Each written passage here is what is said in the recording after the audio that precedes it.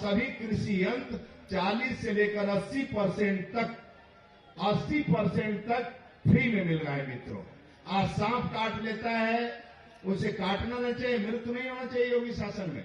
सांप काट ले, बिजली का करंट लग जाए तो आज सीधे घर पर 5 लाख का चेक पहुंच जाता है मित्रों। ये योगी का शासन है और 1 रुपया का भ्रष्टाचार नहीं होता है। इसलिए आपसे आग्रह करने आया हूं, आपसे निवेदन करने आया हूं, एक बार सपा वाले चिल्ला रहे हैं कि मैं आ रहा हूं, क्या करने आ रहे हो? गरीबों को लूटने आ रहे हो कि लखनऊ से एक मियां फोन कर देगा तो गुंडागर्दी करने वाले जेल से छूट जाते हैं? ऐसा उनका शासन रहा है। आज गुंडई हो रहा नहीं हो रहा है, आज कानून व्यवस्था का राज है। औद्योगिक क्षेत्र में आज नंबर 1 हूं, बिजनेस एंड डूइंग में दूसरे नंबर पर हूं। अब सभी क्षेत्रों में आगे हो रहा हूं। बनटांगिया, मुसर, थारू को राजस्व गांव में जोड़ा गया है, पक्का मकान मिल रहा है। और योगी जैसा ईमानदार नेतृत्व मित्रों आपके पास है। सपा, बसपा, कांग्रेस को आपने देखा है, इसलिए कमल खिलाना है और भारत माता की जय का नारा लगाना है। आपका हृदय से स्वागत करता हूं, वंदन करता हूं, अभिनंदन करता हूं। तो आदरणीय अध्यक्ष जी को बुलाया जाए, स्वागत करने के लिए तैयार है? स्वागत करने के लिए तैयार है? हर हर महादेव, हर हर महादेव, हर हर महादेव, हर हर महादेव, हर हर महादेव, हर हर महादेव। जय जय श्री राम, जय जय श्री राम। मित्रों आपका हृदय से स्वागत है, वंदन है, अभिनंदन है। और इतना विशाल भीड़ स्वागत करने के लिए राष्ट्रीय अध्यक्ष जी का ये जन विश्वास यात्रा आ रहा है मित्रों आपके बीच में। ये जन विश्वास यात्रा के माध्यम से आपका आशीर्वाद लेने आया हूं और फिर आशीर्वाद दीजिए कि आपका सेवा कर सके, कानून का राज रहे, भ्रष्टाचार मुक्त रहे मित्रों। और योगी सरकार के नेतृत्व में पुनः सरकार बनाइए, राज्य को खुशहाल रखिए, गुंडागर्दी भ्रष्टाचार से मुक्त एक राज्य शुरुआत हुआ है, उत्तम प्रदेश बन रहा है, फिर आगे बढ़े मित्रों। इसीलिए जन विश्वास यात्रा के माध्यम से आपके बीच में आपका हृदय से स्वागत करने आया हूं। प्रदेश अध्यक्ष के नाते सभी बुजुर्गों को, सभी लोगों को चरणों में मैं नतमस्तक करता हूं, संत महात्माओं को चरणों में नतमस्तक करता हूं, आपका हृदय से स्वागत करता हूं, अभिनंदन करता हूं। भारत माता की जय, वंदे मातरम। कृपया ये जो पट्टी है कृपया नीचे कर लें। 1 मिनट।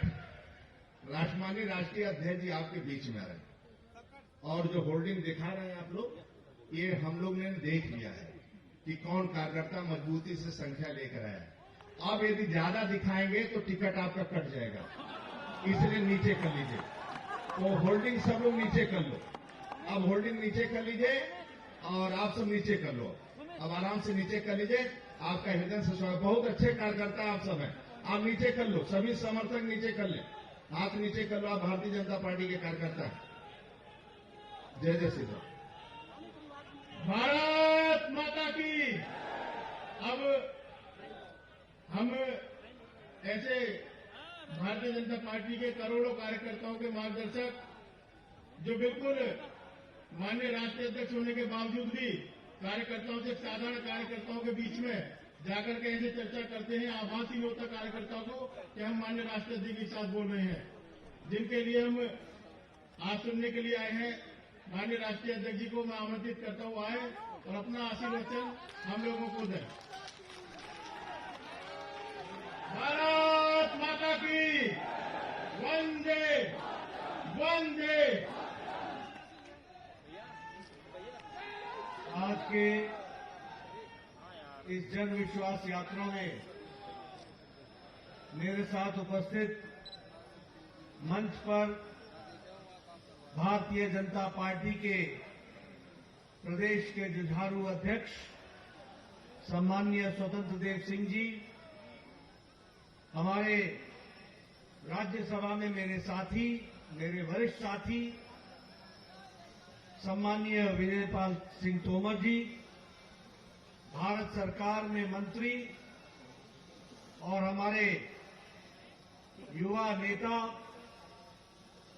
श्री संजीव बालियान जी, हमारे क्षेत्रीय अध्यक्ष मोहित बेनीवाल जी, हमारे सह चुनाव के प्रभारी और हरियाणा में पूर्व मंत्री मेरे वरिष्ठ साथी कैप्टन अभिमन्यु जी, हमारे बहुत ही लोकप्रिय सांसद और मेरे साथी भाई सतीश गौतम जी, हमारे गोपाल अंजान जी, यात्रा के सह प्रमुख मान सिंह गोस्वामी जी, हमारे उमेश राणा जी, जिला के अध्यक्ष श्रीमती रेखा नागर जी, जिला पंचायत की अध्यक्षा, सम्मानित मंच और यहां इतनी बड़ी संख्या में आए हुए इस जन विश्वास यात्रा में इस क्षेत्र के सभी सज्जनवृंद, हमारे संत महात्मा सज्जनवृंद जो यहां उपस्थित हैं और हमारे मीडिया के साथी, प्रिंट मीडिया और इलेक्ट्रॉनिक मीडिया के साथी, मुझे बहुत खुशी है कि इस जन विश्वास यात्रा में मुझे बाबा भोलेनाथ जी की भूमि पर गढ़मुक्तेश्वर आने का सौभाग्य मिला। ये पावन भूमि, ये पवित्र भूमि जो हमारी संस्कृति के साथ जुड़ी हुई है, जहां हम गंगा को नमन करते हैं, वहीं भगवान परशुराम जी को भी याद करते हैं, जिन्होंने यहां शिवलिंग की स्थापना की। ऐसी पवित्र भूमि को मैं नमन करता हूं।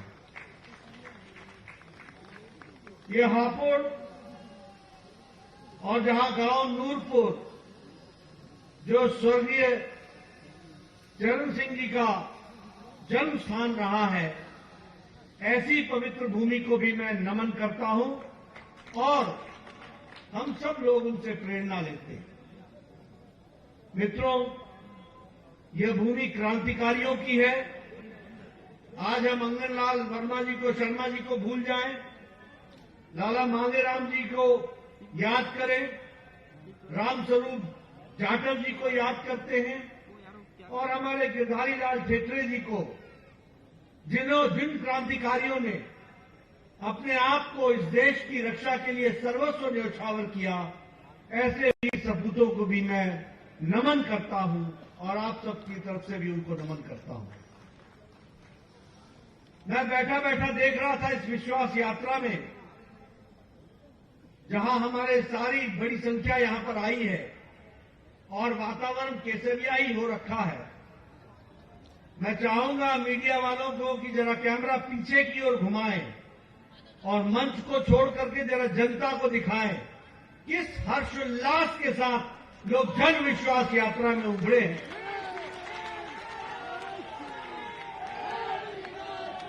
और मैं इसलिए कहता हूं कि इसका फोटो आप जरूर लीजिए, क्योंकि कई लोगों को शौक है कि अपने फोटो के साथ भीड़ का फोटो दिखाकर ट्विटर पर डाल देते हैं। जनता कहीं और की होती है, नेता कहीं और होता है। इसलिए मैं उनको दिखाना चाहता हूं कि नेता भी यही है, नेते भी यही हैं और जनता भी यही है, और यह जन सैलाब है, इसको हमको समझना चाहिए।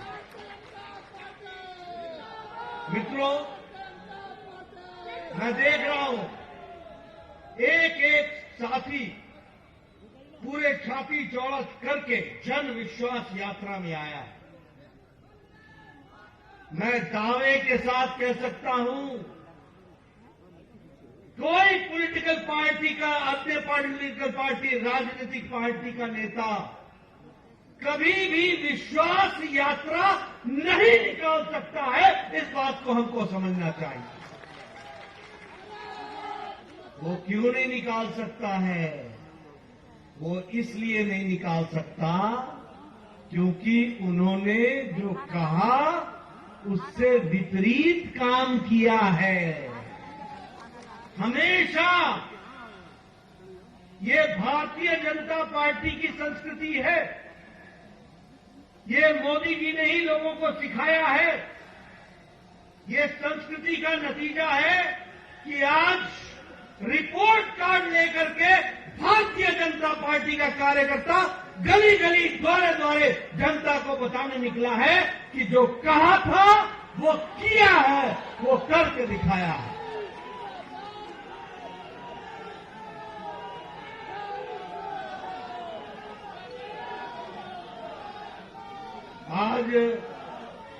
आज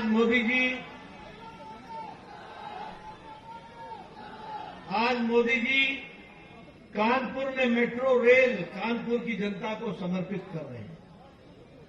कहीं एक्सप्रेस हाईवे, कहीं एयरपोर्ट, कहीं हाईवे, कहीं अस्पताल, कहीं एम्स, ये सारे जनता को समर्पित करने का दम अगर दिखाया है तो मोदी जी के आशीर्वाद ने और योगी जी की सरकार ने करके दिखाया है। इसको हमको समझना चाहिए। यह है जन विश्वास यात्रा, ये विश्वास यात्रा है। और हमारे अखिलेश भाई कभी कभी यात्रा में निकलते हैं, फिर क्वारंटाइन हो जाते हैं। ये जो यात्रा इनकी होती है, ये होती है झांसा यात्रा। इनकी झांसे की यात्रा होती है। मित्रों, आप कभी किसी से रिश्ता करने के लिए कोई परिवार जाता है तो क्या पूछता है? खानदान कैसा है, घर वाले कैसे हैं, पीछे इनके खानदान ने क्या काम किया है, और उस आधार पर आप रिश्ता करते हैं। अगर आपको किसी पार्टी के बारे में जानना हो और उसको वोट देना हो तो उसके पहले आप क्या पता करते हैं कि उसने पीछे काम क्या किया है। और आप बड़े दावे के साथ कह सकते हैं कि यह बीजेपी की सरकार है जिसने पीछे भी काम किया है और आगे भी काम करके विकास की ओर ले चलेगी। यह हमको समझना चाहिए। उन्होंने क्या काम किया? अखिलेश की सरकार ने क्या दिया? सुशासन। क्या दिया? हमने क्या दिया? सुशासन। उनके यहां क्या हुआ? दंगे। उनके यहां क्या हुआ? गुंडागर्दी। हर मोहल्ले में, हर गांव में, हर जिले में एक एक बाहुबली था कि नहीं था? यह है उनका खानदान, यह है उनका परिचय, यह है उनका इतिहास, यह है जिसको हमको समझना चाहिए। बताओ, उस समय दंगे होते थे कि नहीं होते थे? होते थे कि नहीं होते थे? मुझे पीछे से आवाज चाहिए। होते थे दंगे कि नहीं होते थे? आजकल उत्तर प्रदेश दंगा रहित है कि नहीं है? यह है अंतर। इसको कहते हैं फर्क साफ है। आप बताइए, पहले आप जब त्योहार होता था तो आप पुलिस का परमिशन मांगने दौड़ते थे कि नहीं दौड़ते थे? आपको परमिशन नहीं मिलता था ना? नहीं मिलता था ना? आपको शोभा यात्रा के लिए परमिशन नहीं मिलता था ना? आपको कांवड़ यात्रा के लिए परमिशन नहीं मिलता था ना? नहीं मिलता था ना? यह है इनका इतिहास, यह है इनका पास्ट, यह है इनकी सोच। और आज डंके की चोट पर प्रधानमंत्री जी आते हैं और काशी विश्वनाथ में कॉरिडोर का उद्घाटन करते हैं और सब लोग बोलते हैं हर हर महादेव। ये फर्क हमको समझना चाहिए, ये हमको समझना चाहिए। पहले हर जिले में बाहुबली, आज हर जिले में किसी न किसी भगवान की यात्रा। पहले हर जिले में गुंडागर्दी, आज कहीं दीपोत्सव, कहीं कोई और उत्सव। ये किसने पैदा किया? ये कैसे हुआ? ये मोदी जी का आशीर्वाद और योगी जी ने धरती पर उतार करके दिया। इस बात को हमको समझना चाहिए।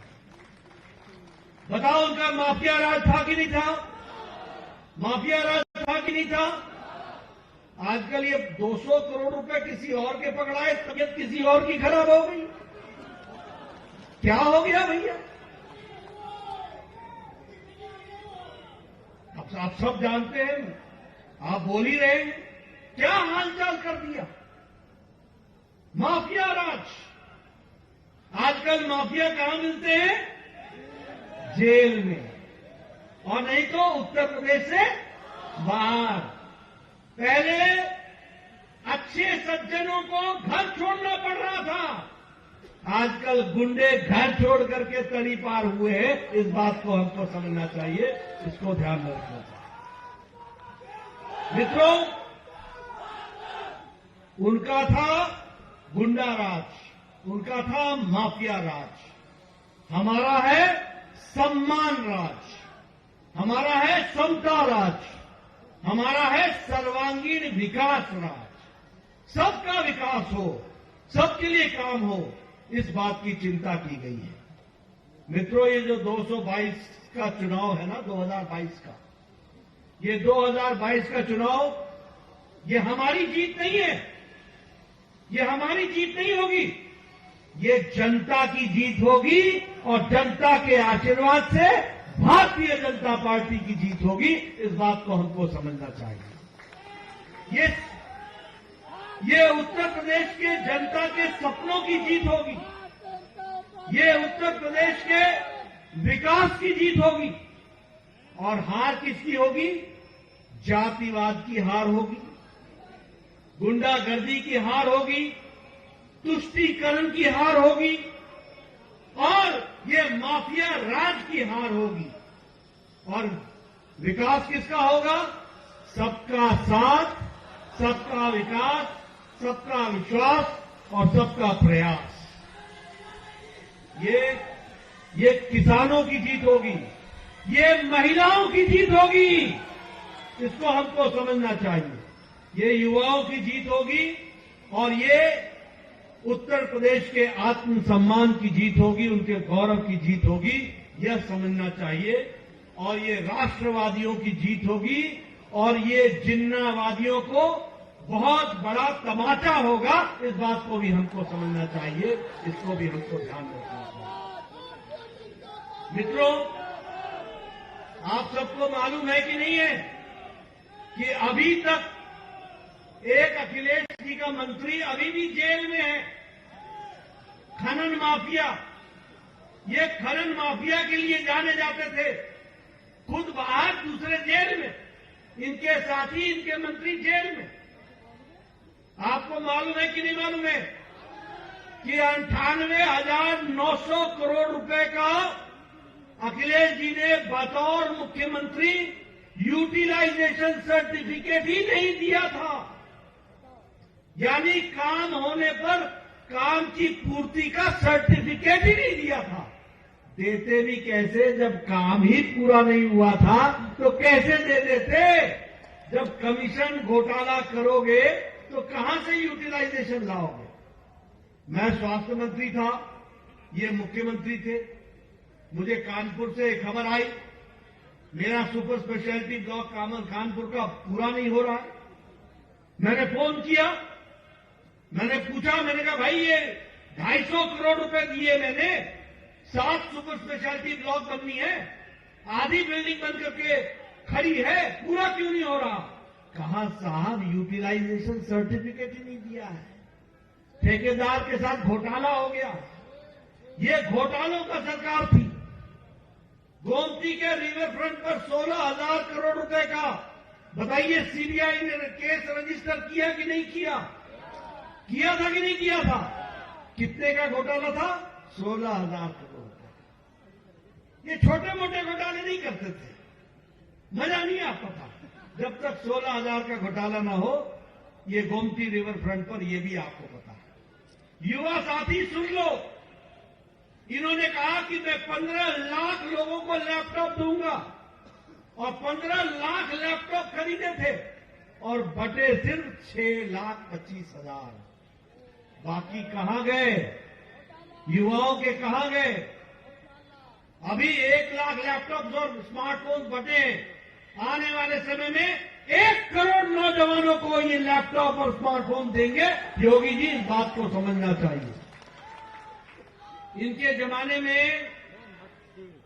जमाने में आपको मालूम है 5 साल में कितने दंगे हुए? मालूम है? 700 दंगे, 700 दंगे, 700। क्या वही राज चाहते हो? क्या वैसा ही राज चाहते हो? यही है इनका खानदान।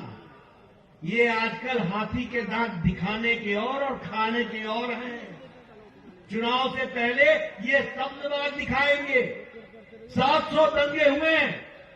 मुजफ्फरनगर में 2013 में 62 लोग मारे गए। 62 लोग। कौन पूछेगा? ये पलायन हुआ, परिवार छोड़ करके कोरोना में चले गए लोग। इसको याद करना चाहिए। और सबसे दुख की बात है कि मुख्यमंत्री रहते हुए अखिलेश ने 15 आतंकवादियों को उनके खिलाफ केस विड्रॉ किया था। ऑन रिकॉर्ड 15 आतंकवादियों को कोर्ट ने विड्रॉ करने की इजाजत नहीं दी। कोर्ट ने केस लगाया, 4 को फांसी हुई और बाकियों को सजाए उम्र कैद हुआ। ये है अखिलेश जी, ये है नेता, ये है मुख्यमंत्री बने, ये है मुख्यमंत्री बनने का चाव रखने वाले। बनाओगे ऐसे लोगों को? लाओगे ऐसे लोगों को? ये बातें बताने की हैं। 15 लोगों के खिलाफ केस वापस ले लिया और उनमें से 4 को सजाए मौत हुई है। ये इनकी स्थिति है। अपराधी, माफिया। अब आजकल इनके बुरे दिन आए हुए हैं। आजकल गठबंधन कर रहे हैं, हर तरीके के गठबंधन करे। चलो गठबंधन बेकरार है गठबंधन के लिए, इसलिए क्योंकि इनके बुरे दिन हैं और उत्तर प्रदेश के जनता के अच्छे दिन हैं। इस बात को हमको समझना चाहिए, इसको हमको ध्यान में रखना चाहिए। मित्रों, आप अभी नारा लगा रहे हैं जय श्री राम का। ये जय श्री राम के नारे को ताकत किसने दी? किसने दी? ये आपको समझना चाहिए। हमारी पार्टी सत्ता में बैठने के लिए नहीं आई है। हमारी पार्टी कुर्सी के साथ चिपकने नहीं आई है। हमारी पार्टी कुर्सी पर बैठ करके भारत को विचार और दृष्टि से मोदी जी के नेतृत्व में चल करके मजबूत राष्ट्र बनाने आई है। इस बात को हमको समझना चाहिए। और फिर कहने के लिए नहीं कहता मैं, नारे के लिए नहीं कहता। बताइए, धारा 370 को हटाना था कि नहीं हटाना था? 70 साल गुजर गए थे कि नहीं गुजर गए थे? सत्ता में लोग आए और गए, ये काम नहीं हुआ था। ये मोदी जी की इच्छा शक्ति थी और अमित शाह की रणनीति थी कि धारा 370 को धाराशाही कर दिया। ये भी हमको समझना चाहिए। जम्मू कश्मीर में 256 कानून भारत के लागू नहीं होते थे। आज वो सारे कानून लागू हो रहे हैं। बताइए, 9 करोड़ मुस्लिम बहनें 3 तलाक से दुखी थी कि नहीं थी? 9 करोड़ बहनें, मुस्लिम बहनें 3 तलाक से दुखी थी कि नहीं थी? सुप्रीम कोर्ट ने कहा था कि 3 तलाक हटाओ। किसी नेता में ताकत नहीं थी। मोदी जी ने, उनकी इच्छा शक्ति ने 3 तलाक समाप्त करके 9 करोड़ बहनों को आजादी दिला दी। इस बात को हमको समझना चाहिए, इसको हमको ध्यान रखना। यह है महिला शक्ति के प्रति समर्पण। और आप बताइए, ये जो भव्य राम मंदिर अब बन रहा है, इस राम मंदिर को बनने में अखिलेश जी के पिताजी ने राम भक्तों पर गोली चलाई थी कि नहीं चलाई थी? चलाई थी कि नहीं चलाई थी? और कांग्रेस पार्टी ने सुप्रीम कोर्ट में ये कहा था कि नहीं कहा था कि राम जन्मभूमि के फैसले को टालो, लटकाओ, अटकाओ, भटकाओ। ये मोदी जी की सरकार आप लेकर के आए और सुप्रीम कोर्ट का फैसला आया, अब भव्य राम मंदिर वहां बन रहा है। इस बात को हमको समझना चाहिए। बोलिए जय श्री राम। ये भव्य राम मंदिर इसलिए मित्रों, हम कुर्सी से चिपकने नहीं आए हैं, हम कुर्सी के माध्यम से अपने विचार को ताकत देने आए हैं और जनता की तस्वीर और तकदीर बदलने आए हैं। इस बात को हमको समझना चाहिए, इसको ध्यान रखना चाहिए। हमारे यहां किसान नेता बहुत हुए, किसानों की भी बहुत चर्चा हुई। यहां बैठे हैं हमारे सांसदगण, हमारे बैठे हैं मंत्री लोग। पूछिए किसान का बजट कितना होता था? 23,000 करोड़ रुपए सालाना, 23,000 करोड़ रुपए। मोदी जी ने किसान के लिए 1,23,000 करोड़ रुपए का बजट दिया, 1,23,000 करोड़। जितना काम मोदी जी ने किसानों के लिए किया किसी ने नहीं किया है। इस बात को हमको समझना चाहिए और मैं किसानों की धरती पर आकर के बोल रहा हूं।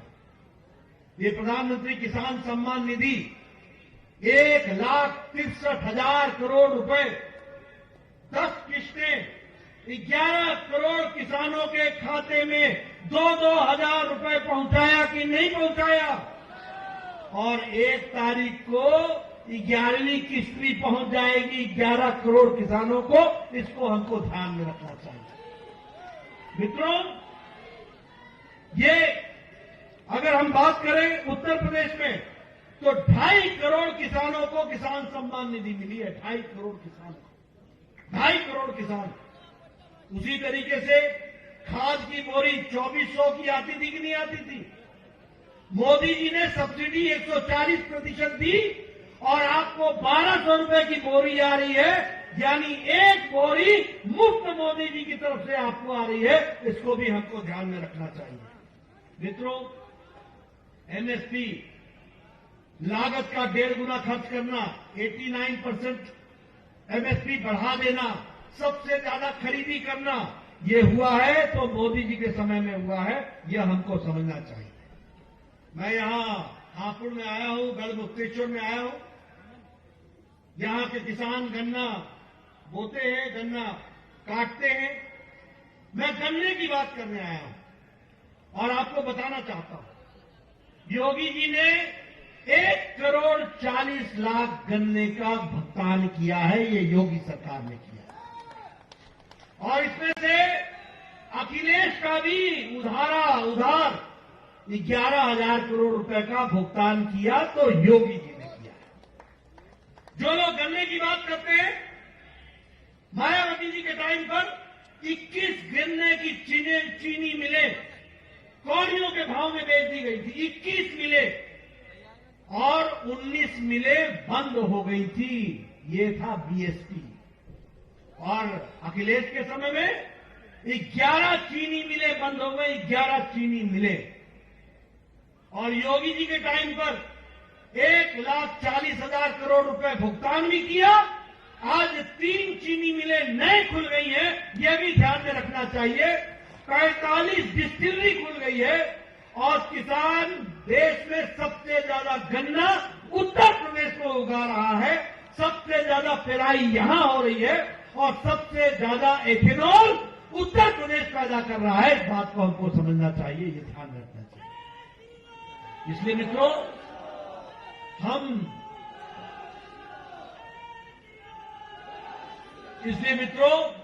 हम गन्ने की चर्चा करते हैं, हम गन्ना की चर्चा करते हैं, वो जिन्ना को याद करते हैं। उनको जिन्ना पसंद है। ये हमको समझना चाहिए, ये हमको ध्यान में रखना चाहिए। और हम कहते हैं कि हम डबल इंजन की सरकार है। बताइए विकास हुआ कि नहीं हुआ? 5 साल में हुआ कि नहीं हुआ? मुझे पीछे से आवाज चाहिए, हुआ कि नहीं हुआ? कहीं यूनिवर्सिटी खुल रही है, अटल बिहारी वाजपेयी मेडिकल यूनिवर्सिटी, कहीं आयुष यूनिवर्सिटी खुल रही है, कहीं AIIMS all India institute of medical sciences दिया जा रहा है। मित्रों, मुझे मोदी जी के नेतृत्व में पहले स्वास्थ्य मंत्री रहने का मौका मिला। आपको मालूम है उत्तर प्रदेश में कितने मेडिकल कॉलेज थे? 13। 22 करोड़ की जनता, 13 मेडिकल कॉलेज। मोदी जी ने 30 मेडिकल कॉलेज दिए, 30, और 2022 तक 42 मेडिकल कॉलेज उत्तर प्रदेश को मिलेंगे। भाई 42 मेडिकल कॉलेज। हापुड़ में मेडिकल कॉलेज, हमारे अपने अन्य स्थानों पर मेडिकल कॉलेज। अगर हम बात करें एयरपोर्ट की, तो खुशीनगर में एयरपोर्ट 260 करोड़ रुपए का इंटरनेशनल एयरपोर्ट बना। अयोध्या में इंटरनेशनल एयरपोर्ट बन रहा है। जेवर में आपके यहां एशिया का सबसे बड़ा और दुनिया का 5वां एयरपोर्ट सबसे बड़ा बनेगा, तो उत्तर प्रदेश की, पश्चिम उत्तर प्रदेश में जेवर में बन रहा है। बताइए उसका शिलान्यास मोदी जी ने किया कि नहीं किया? यह है विकास, इसको हमको ध्यान में रखना चाहिए। अगर मैं आयुष्मान भारत की बात करूं, तो लगभग हमारे यहां 1.25 करोड़ परिवार हैं जिनको 5 लाख रुपए का हेल्थ कवर मिल रहा है। 1.25 करोड़ के लोगों ने उसका फायदा उठाया है। अगर हम सड़कों की बात करें, तो express highway, Purvanchal express highway, Bundelkhand express highway, Gorakhpur express highway, Ganga express highway, एक एक्सप्रेस हाईवे अपने आप में 700-800 किलोमीटर की 4 लेन 6 लेन सड़क बन रही है। यह भी हमको ध्यान में रख करके समझना चाहिए और उसको आगे बढ़ाने की बात करनी चाहिए। मित्रों, यहां पर अगर हम देखें तो Delhi Meerut express highway operational हो गया है। दिल्ली देहरादून का काम तेजी से चला हुआ है। एशिया के बिगेस्ट फिल्म सिटी नोएडा में बन रही है। एक विकास की एक नई कहानी लिखी जा रही है, इसको भी हमको ध्यान में रखना चाहिए। और ये जो गंगा एक्सप्रेस वे बन रहा है, इसमें प्रयागराज से जाएगी जो सड़क, वो हापुड़, मेरठ, अमरोहा, बुलंदशहर, बदायूं, शाहजहांपुर, फर्रुखाबाद, हरदोई, कन्नौज, उन्नाव, रायबरेली, प्रतापगढ़ से होते हुए प्रयागराज जाएगी। ये सड़क 6 लेन की होगी, 6 लेन। यानी आने वाले समय में अब हापुड़ से आप 2.5-3 घंटे में प्रयागराज पहुंच सकेंगे। ये परिवर्तन आएगा, ये विकास होगा, इसको हमको ध्यान में लेना चाहिए। उसी तरीके से हमारा मेरठ में ये रैपिड रेल ट्रांजिट सिस्टम बन रहा है। उसी तरीके से ये गाजियाबाद मेरठ का प्रोजेक्ट जो है एक्सटेंशन मेट्रो रेलवे का हो रहा है। हमारे शाकुंभरी यूनिवर्सिटी, उसका भी शिलान्यास अमित शाह जी ने किया है। डिफेंस कॉरिडोर बन रहा है 20,000 करोड़ रुपए की लागत से। यहां डिफेंस कॉरिडोर बनेगा उत्तर प्रदेश में, 2.5 करोड़ लोगों को उसमें एम्प्लॉयमेंट मिलने वाला है। इसको भी हमको ध्यान में रखना चाहिए, ये भी हमको उसमें से समझना चाहिए। मित्रों, एक विकास की एक नई बहार है, एक विकास की एक नई योजना के तहत ये काम चल रहा है। और हमारे यहां राजनीति में हम लोग उनको चुनते हैं जो काम कर सके और जो जनता के तकदीर को बदलने की ताकत रखते हैं, और वह ताकत भारतीय जनता पार्टी रखती है। इस बात को हमको ध्यान रखना चाहिए। आपका मैं ज्यादा समय नहीं लूंगा, लेकिन मैं इतना जरूर कहूंगा कि जब मैं यहां पर आया हूं तो हापुड़ में भी नए मेडिकल कॉलेज का कंस्ट्रक्शन का काम शुरू हो रहा है, और उसी तरीके से यहां स्टेडियम का काम शुरू हो रहा है। और गढ़मुक्तेश्वर को जो गंगा मेला है, उसको भी सरकारी तरफ से उसको एक सरकारी मेला के रूप में उसको स्थापित किया जा रहा है। यानी रिलीजियस की दृष्टि से देखा जाए तो इन सारी चीजों का विकास हो रहा है। मित्रों, उनकी सरकार में क्राइम, करप्शन, कमीशन, तुष्टीकरण, जातिवाद, माफिया राज, दंगे, ये आपको देखने को मिलते थे। और हमारे राज में विकास, सबका साथ, सबका प्रयास, सबका विश्वास, इस बात को आपको देखने को मिला है। इसलिए मैं इस विश्वास यात्रा से यह विश्वास लेकर जा रहा हूं कि पश्चिमी उत्तर प्रदेश में भी जोरदार तरीके से कमल खिलेगा, विकास होगा, तीव्र गति से हम आगे बढ़ेंगे और माफिया राज को सबक मिलेगी। आप उनको घर बैठाएंगे और बीजेपी के लोगों को आप काम देंगे, ये आपके विकास यात्रा को आगे बढ़ाएंगे। इन्हीं शब्दों के साथ बहुत बहुत धन्यवाद। जय भारत, जय उत्तर प्रदेश, जय उत्तर प्रदेश। जय श्री राम।